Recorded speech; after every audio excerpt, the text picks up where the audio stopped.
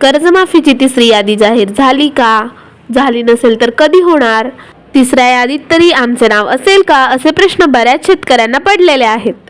या सर्व प्रश्नांची उत्तरे व त्याचबरोबर KYC नक्की कशी करायची याची संपूर्ण माहिती आजच्या या व्हिडिओमध्ये आपण पाहणार आहोत. त्यापूर्वी चॅनलवर नवीन असाल तर आत्ताच सबस्क्राईब करा आणि व्हिडिओला लाईक करायला विसरू नका. KYC ही आपल्याला घर बसल्या देखील करता येते, हे बरोबर आहेच, परंतु घर बसल्या KYC करण्यासाठी आपले सरकारचे लॉग इन आपल्याजवळ असणे आवश्यक आहे. KYC करण्यासाठी अत्यंत महत्त्वाची गोष्ट म्हणजे तुमचा विशिष्ट क्रमांक तुम्हाला माहीत असणे गरजेचे आहे. बहुतांश शेतकऱ्यांचा हा प्रश्न असतो की आम्हाला हा विशिष्ट क्रमांक नेमका कुठे मिळणार? महाराष्ट्र शासनाने जी काही यादी जाहीर केलेली आहे त्या यादीमध्ये शेतकऱ्याच्या नावासमोर तो विशिष्ट क्रमांक दिलेला आहे. त्याचबरोबर जर तुमच्याजवळ विशिष्ट क्रमांक नसेल तर तुम्ही आधार नंबरद्वारे देखील KYC ची प्रक्रिया सुरू करू शकता. विशिष्ट क्रमांक किंवा आधार नंबर टाकल्यानंतर तुमच्या समोर काही अशा प्रकारे शेतकऱ्याची संपूर्ण माहिती ओपन होईल. आता शेतकऱ्यांसाठी काही महत्त्वाच्या सूचना आहेत. या टॅबमध्ये तुम्ही तुमची संपूर्ण माहिती व्यवस्थित तपासा. उदाहरणार्थ तुमचा बँक अकाउंट नंबर, आधार नंबर, कर्जाची रक्कम. स्क्रीनवरती तुम्हाला येस आणि नो हे दोन ऑप्शन दिसत आहेत. जर तुमचा आधार क्रमांक बरोबर असेल तर येस वरती क्लिक करा आणि जर चुकीचा असेल तर नो वरती क्लिक करून योग्य तो आधार क्रमांक टाका. या प्रोसेस नंतर तुम्ही आधार प्रमाणीकरण प्रक्रियेच्या पुढच्या टप्प्यावरती येऊन पोहोचता. या टप्प्यावर देखील तुम्हाला तुमची संपूर्ण माहिती व्यवस्थित तपासायची आहे. जर माहितीमध्ये काही त्रुटी आढळली असल्यास नो ऑप्शनवरती क्लिक करा आणि तुमची KYC ची प्रक्रिया तिथेच थांबवा. आणि जर तुमची संपूर्ण माहिती बरोबर असेल तर येस ऑप्शनवरती क्लिक करा आणि तुमची KYC ची प्रक्रिया पुढे चालू ठेवा. यामध्ये सर्वात महत्त्वाची गोष्ट म्हणजे तुमची आधार प्रमाणीकरणाची संपूर्ण प्रक्रिया ही बायोमेट्रिक पद्धतीने होणार आहे. यामध्ये तुमच्या अंगठ्याचा ठसा घेतला जाणार आहे. त्यामुळे जर कर्जदार मयत व्यक्ती असेल तर त्याचे आधार प्रमाणीकरण होणार नाही. परंतु काळजी करू नका, मयत व्यक्तींच्या आधार प्रमाणीकरणासाठी वेगळी पद्धत आहे.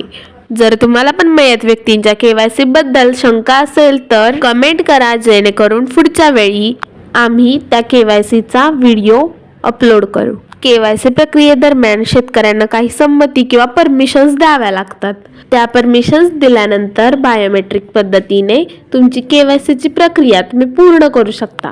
बायोमेट्रिक पद्धतीने KYC करत असताना बायोमेट्रिक डिव्हाइस हे तुमच्या PC ला कनेक्ट असणे सर्वात महत्त्वाचे आहे.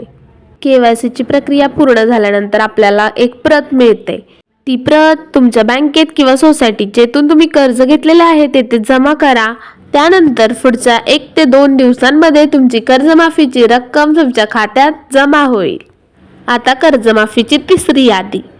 कर्जमाफीची तिसरी यादी ही अजूनही जाहीर झालेली नाही, परंतु ही यादी 15 ऑगस्टच्या अगोदर प्रसिद्ध होण्याची दाट शक्यता आहे. त्यामुळे ज्या शेतकऱ्यांचे नाव पहिल्या व दुसऱ्या यादीत आलेले नाही त्या शेतकऱ्यांनी काही चिंता करू नका. अजून तिसरी, चौथी, 5वी यादी आहे. आता बऱ्याच शेतकऱ्यांचा असा प्रश्न असतो की आमची माहिती चुकली आहे तर आता आम्ही काय करू? अशा वेळी तुम्हाला तुमच्या जिल्ह्यातील सहकारी संस्थेला काही अशा प्रकारचा अर्ज लिहायचा आहे, ज्यामध्ये तुमच्या जिल्ह्याचे व तालुक्याचे नाव लिहायचे आहे. त्यानंतर विषय असा आहे की पुण्यश्लोक अहिल्यादेवी होळकर शेतकरी कर्जमुक्ती योजना 2026 या योजनेत आधार प्रमाणीकरण KYC होत नसल्याबाबत. त्या अर्जामध्ये तुमचे नाव, मोबाईल नंबर, पत्ता, तालुका, जिल्हा, आधार क्रमांक, विशिष्ट क्रमांक, फार्मर ID, बँकेचे नाव, बँकेच्या शाखेचे नाव, saving account number, loan account number, कर्जाची रक्कम ही सर्व माहिती भरायची आहे.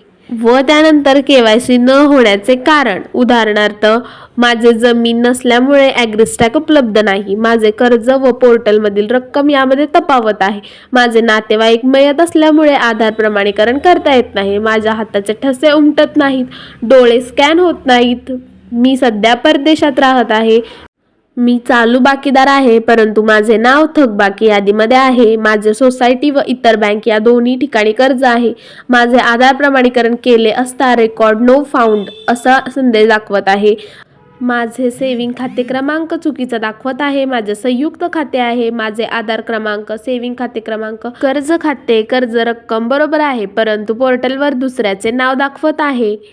यापैकी आधार प्रमाणीकरण न होण्याचे जे कोणते कारण आहे ते कारण तुम्ही लिहू शकता किंवा त्या कारणावरती तुम्ही टिक करा आणि हा अर्ज सहकारी संस्थेकडे नेऊन जमा करा व त्या अर्जासोबत तुमच्या आधार कार्डाची एक प्रत, बँक पासबुकची एक प्रत व तुमच्या फार्मर आयडीची प्रत किंवा आपले सरकार केंद्रावरील आलेल्या संगणकवरील स्क्रीनशॉटची प्रत जोडा व अर्ज जमा करा.